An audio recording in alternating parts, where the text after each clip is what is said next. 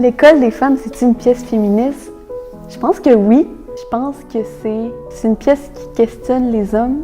Oui, c'est assez particulier en fait. C'est une question qu'on s'est beaucoup posée au début du processus. Est-ce que c'est une pièce féministe? Je pense que malheureusement, la pièce ne parle pas d'elle-même. Peut-être au temps de Molière où vraiment les règles étaient plus strictes, puis c'était plus clair le rôle que les hommes et les femmes devaient jouer. Peut-être qu'à cette époque-là, ça mettait vraiment en lumière le confinement des femmes et donc ce l'était peut-être à l'époque. Je sais pas, je peux pas juger. Mais aujourd'hui, je sais qu'on s'est rendu compte que la pièce ne parlait pas d'elle-même et qu'il fallait ajouter des extraits. De textes féministes justement pour venir mettre en lumière un petit peu cette lecture-là.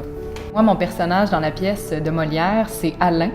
Dans le fond, c'est un duo avec Georgette. À la base, dans la pièce de Molière, c'est les deux domestiques du personnage principal, d'Arnolphe.